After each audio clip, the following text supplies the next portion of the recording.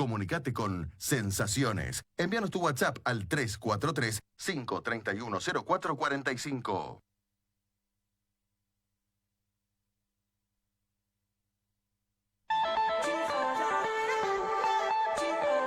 Continuamos con este magazine en lo más alto de la ciudad.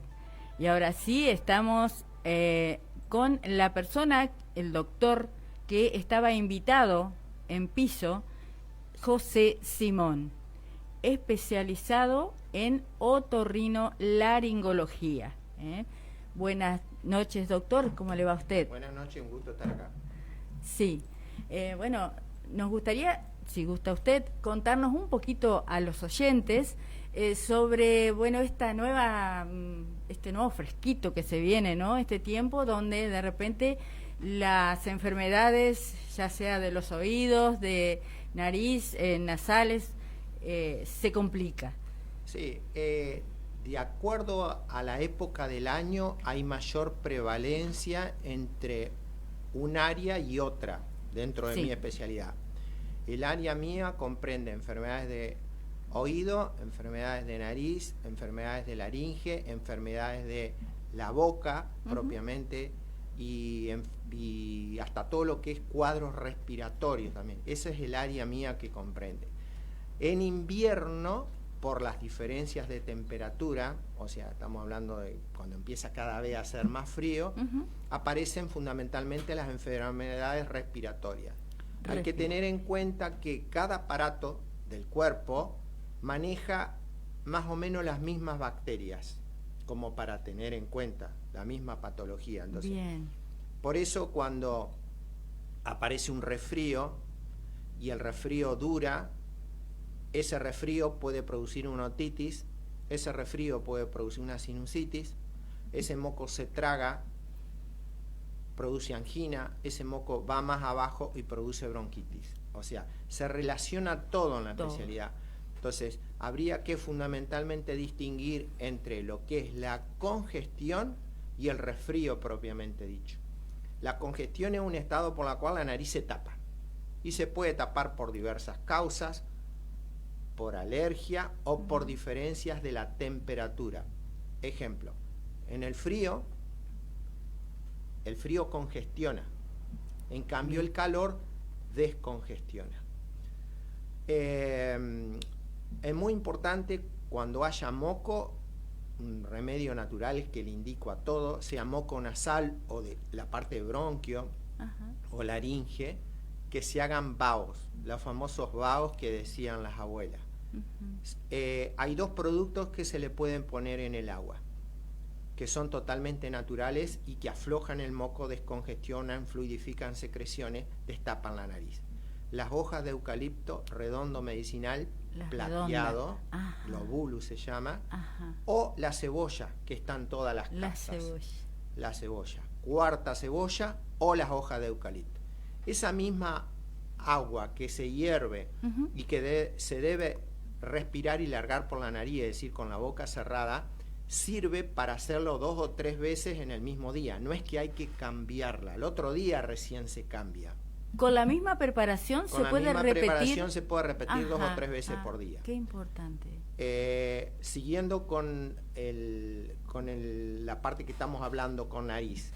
Si el moco es transparente, o sea, estamos hablando de que no es amarillo, no es verde, transparente o blanco o espeso o cristalino, lo que fuera, es moco irritativo, un moco inflamatorio, un moco alérgico, no necesita antibiótico. En cambio, cuando el moco es amarillo claro, amarillo oscuro, marrón, naranja, y también cuando el moco es muy fuerte es verde, eso sí necesita antibiótico. Pero lo que hay que hacer siempre es el vapor para fluidificar secreciones, porque si no, ese moco, que no es que hay que dejarlo pasar, hay que tratarlo, ese moco, cuando pasan los días, como en la especialidad mía está todo conectado, puede irse por un conducto que está en la parte de atrás de la nariz hacia el oído. Entonces, después de un resfrío, empiezan con que el oído se le tapa, la voz le retumba, le zumba y obviamente aparece dolor. La fiebre en una otitis media puede estar o no presente, generalmente está, pero bueno, no siempre. O sea que un resfrío con el transcurso del tiempo puede producir una otitis. Y ese moco también repetitivo, continuo, puede producir sinusitis. ¿Qué es la sinusitis? La acumulación de moco dentro de la cara. En el rostro. Dentro de la cara, porque la cara tiene cavidades que llaman senos paranasales que están comunicados con la nariz. Entonces hay cavidad en la frente, arriba en el maxilar superior, entre los ojos. Entonces el moco de la nariz se mete ahí adentro. Recalco el vapor. Si ese mismo moco, como dije anteriormente, se traga, puede enfermar la garganta, producir angina, fiebre, dificultad justamente para deglutir y alimentarse. Si sigue bajando, obviamente que se va a la vía aérea, produce tos, catarro, bronquitis. Puede cerrarle la vía aérea, o sea que el chico tenga, o el adulto, dificultad para respirar. Ahí van a escuchar como un estridor, como que cuesta respirar. En los alérgicos se agrava este problema de obstrucción. ¿Es peligroso? Hay que estar atento, siempre hay que estar atento a todos los síntomas.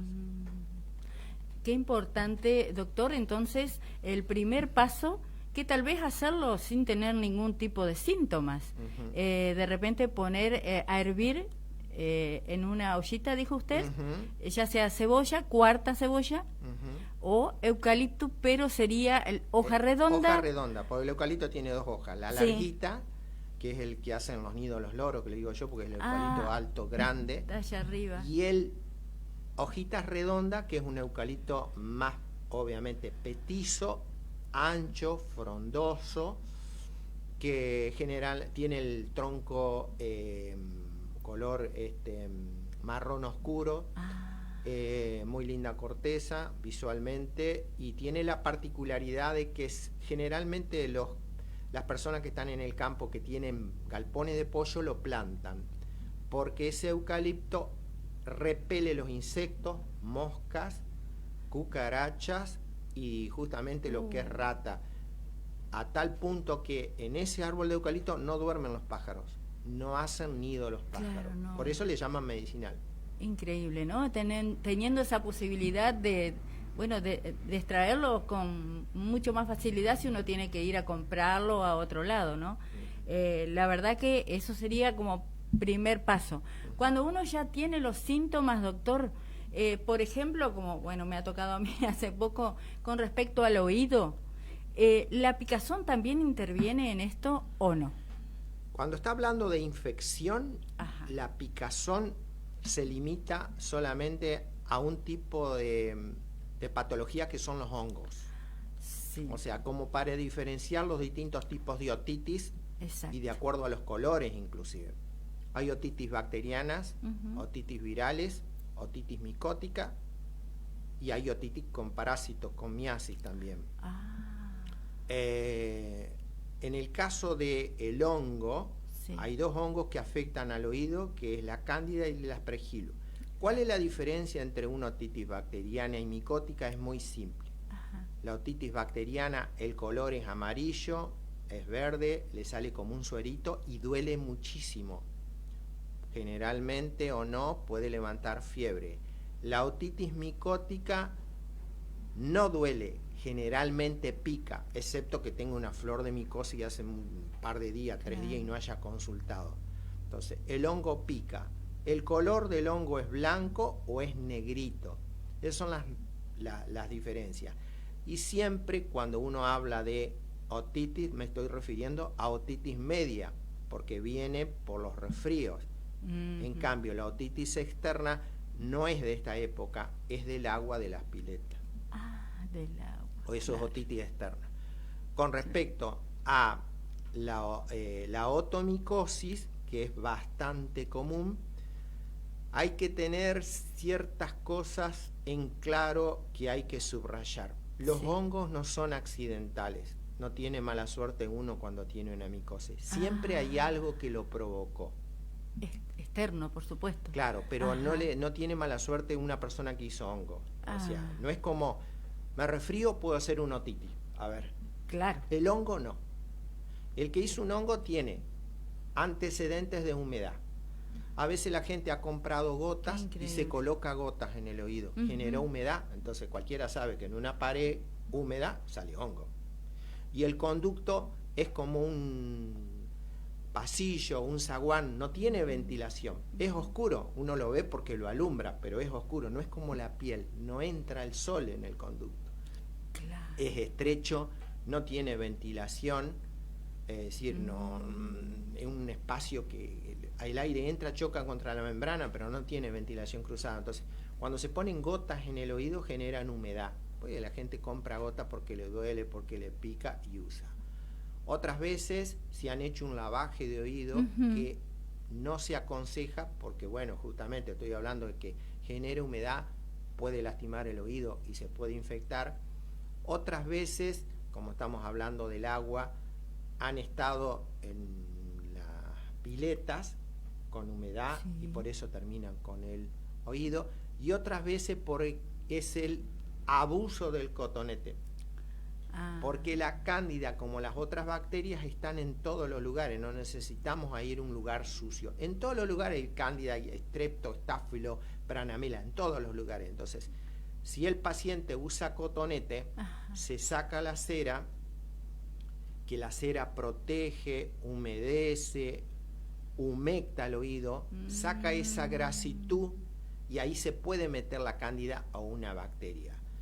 Viendo desde otro punto de vista, la cera, como dije, tiene esa función. Una pared que está bien pintada, no se le gana la humedad ni el hongo. Lo mismo una madera que está bien barnizada, es difícil que entre el hongo.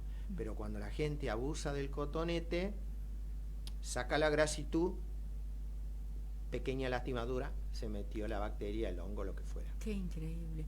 Doctor, ¿la cándida no es algo que también nosotros lo llevamos?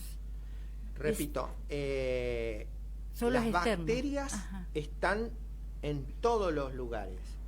No vamos a necesitar entrar en, vamos a decir, en un lugar contaminado, como sería, por así llamarlo, un criadero de chancho, que por decir lo primero que se me ocurre, o en un lugar que tiene una cloaca. Las bacterias están en todos los lugares. Es más, el recién nacido nace sin bacterias porque está dentro de la panza de la mamá, no tiene bacterias. No tiene. Cuando sale al exterior, empieza como a contaminarse con bacterias. Las bacterias buenas o saprófitas, pero tiene contacto con las malas también.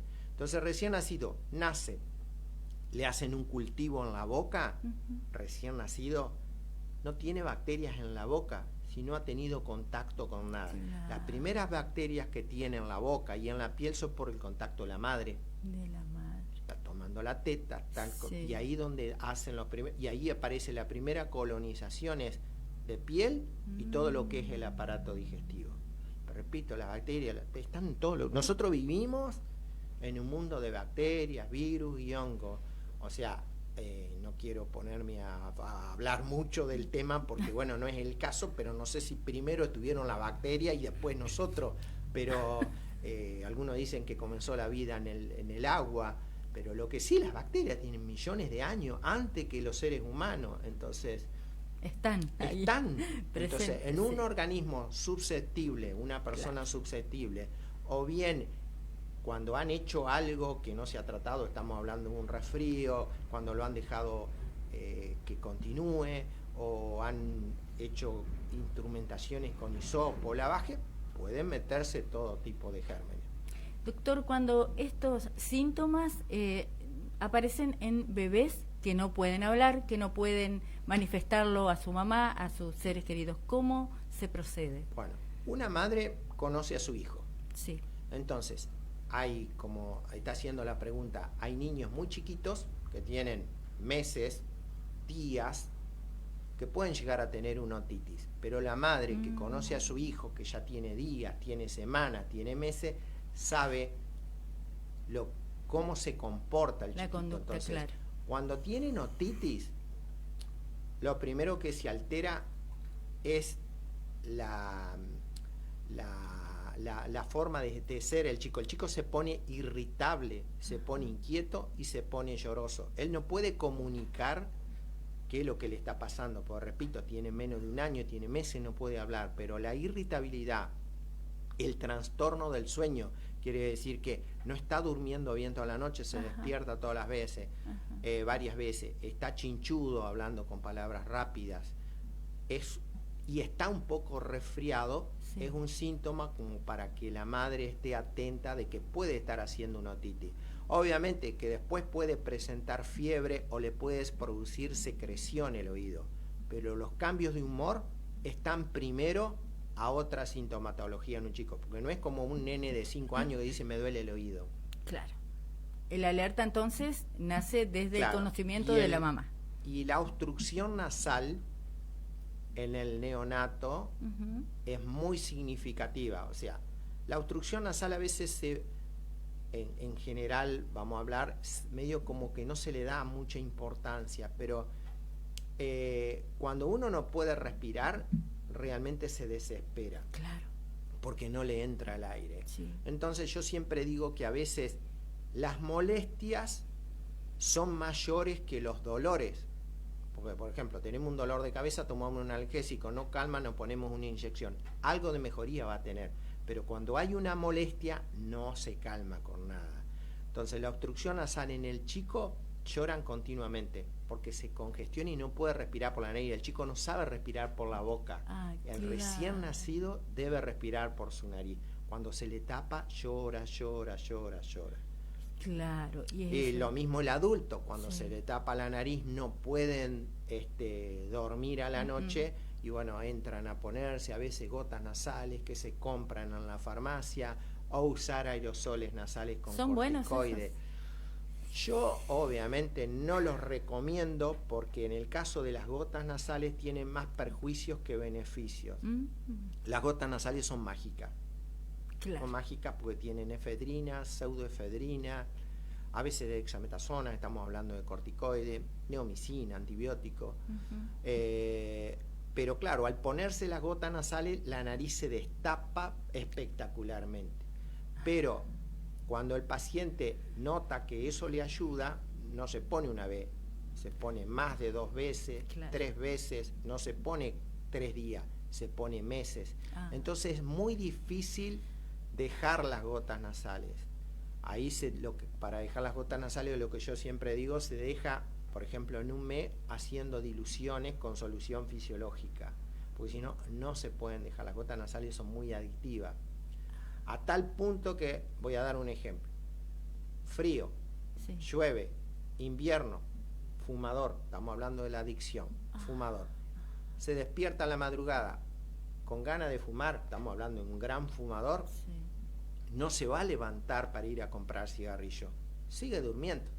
Pero un paciente que se le tapa la nariz, que usa gotas nasales y no tiene las gotas nasales, no puede dormir. Claro, se levanta. Es más adictivo que el cigarrillo o cualquier cosa. Entonces ese paciente se levanta y compra las gotas nasales.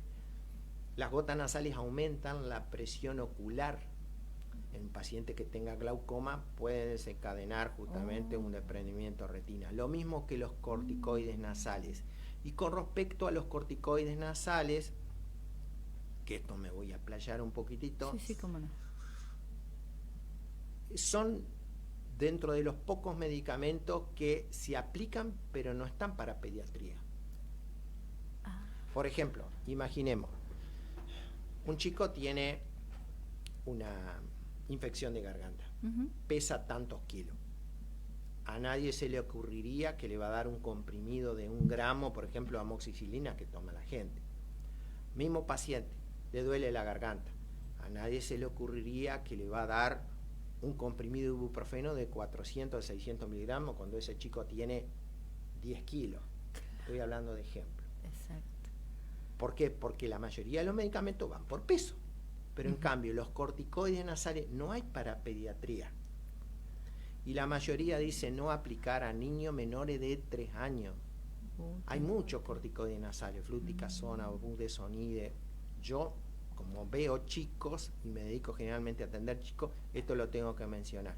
Entonces, se le aplican corticoides nasales que la mucosa respiratoria del chico tiene mayor absorción que la del adulto. Absorbe más. Y tiene el efecto de que a veces produce sangrado en el nenito, formación de costra, dolor de cabeza muy común. Entonces, imaginemos, el mismo corticoide que se aplica el padre, estoy hablando de ejemplo, supuestamente, que tiene 70 kilos, le están poniendo al chico, no viene pediátrico. Y en el ejemplo que estoy dando, el chico tiene 10 kilos. El mismo corticoide lo está usando el abuelo, que se le indicó que le van a operar en cirugía de la obesidad. Qué increíble. Y tiene 160 kilos. Suele pasar eso. Entonces, y a veces dice, sí, póngale 2 veces por día. No quiere decir que no se usen. Por ahí, como yo digo, si hay alguna determinada patología y que es necesario usarlo, lo usan 5 días, lo usan 6 días y lo dejan. Pero estamos hablando del uso crónico, que lo usan meses largos y a veces más de años, que lo dan algunos. Muy clara su explicación, doctor. Quiero ir un poquitito más atrás, desde sus comienzos, sería su formación, si nos puede contar un poquito. Bueno, yo estudié en Rosario, después me gustaba todo lo que es la patología y las enfermedades de la boca. Mi hermano estudió odontología, entonces ahí me empezó a interesar más. Participé mucho ayudándole a él a estudiar. Y bueno, y con esa idea, no es que no me hubiera gustado estudiar odontología, me gusta, pero obviamente que estoy 100% satisfecho con lo que hice y volvería a hacer lo mismo. Qué lindo. Entonces, bajo ese punto de vista, elegí otorrino. Porque son enfermedades de la boca, de la nariz, está muy relacionada, porque es una especialidad que, imaginemos, una sinusitis puede ser por moco, pero también podemos tener sinusitis dental, por decir, estoy hablando relacionado. Un tratamiento de conducto que están haciendo en un molar, primero o segundo molar, puede pasar adentro del seno maxilar porque perforó la tabla y producir sinusitis. Las infecciones, muchas veces, cuando serían infecciones bucales, de lo que es la parte de piezas dentales, se producen edema en el cuello, en la cara. ¿Quién la ve? El otorrino. Claro. Porque el odontólogo, cuando dice, bueno, ahí hasta acá nomás, la deriva al otorrino. El médico de guardia lo va a llamar al otorrino cuando hay una infección dental. Entonces está muy relacionada a la especialidad. Ahí ingresé en otorrino, que formación de residencias en otorrino sigue habiendo en Santa Fe. Acá en Entre Ríos no hay. Sigue entrando un residente por año, como en esa época que yo entré, y ahí estuve haciendo residencia, jefe residente, después me quedé un año como instructor de residente. Bueno, me establecí en Crespo y durante 14 años, porque hace cerca de 30 que estoy acá,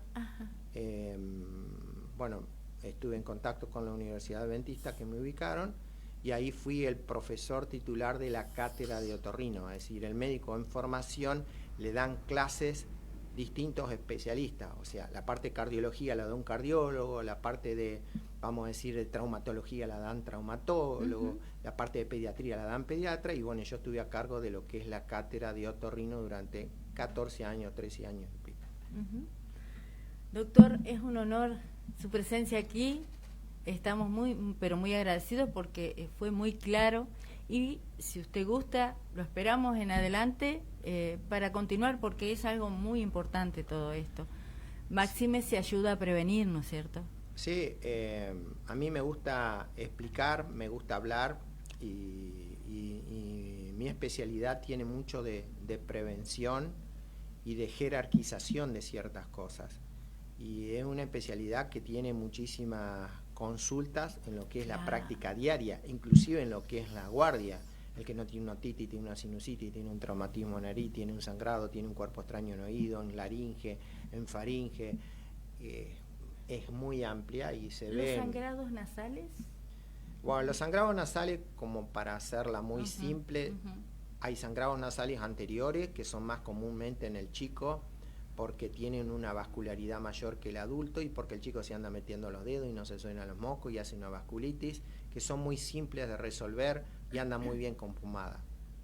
También se pueden ver en los adultos porque tienen varices, pero los sangrados de los adultos puede ahí intervenir la presión arterial y los trastornos de coagulación. La presión arterial. Y los trastornos de coagulación. Cuando sangra, cuando aumenta la presión, hay dos lugares que serían como válvula de escape. Sí. Aumenta la presión mucho. O le sangra la nariz o le sangra la cabeza. Oh, Dios. Cuando sangra la cabeza está en la parte del medio. Dios. Es donde se produce el ACV hemorrágico y bueno, es ahí donde empiezan con trastornos para... La persona lo primero que tiene es trastorno para hablar, confusión, después trastornos de motricidad. Pero ahí ya está instalado el ACV. Son los dos momentos que sangra, en las dos circunstancias. De repente es mejor dejar que sangre, entonces no tratar esa Es que lo que pasa es afección. que si sangra, muchas veces sangra y solo hecho de sangrar el mismo paciente lo asusta y también tiende a bajar la presión. Claro, generalmente cuando sangra, tiende a bajar la presión y dejan de sangrar. Obviamente cuando no deja de sangrar tenemos que actuar nosotros, pero Sí. los sangrados son muy frecuentes. Bueno, doctor, muchísimas gracias por su presencia. Vuelvo a pedirle que en adelante, si usted gusta, tiene un ratito más para acompañarnos y seguir informando, ¿no es cierto?, sobre este tema tan importante. Vuelvo a repetir, con mucho gusto, cuando necesiten, proponemos un tema y me puedo explayar. Muy bien, muchísimas gracias. Bueno, muchas gracias por recibirme.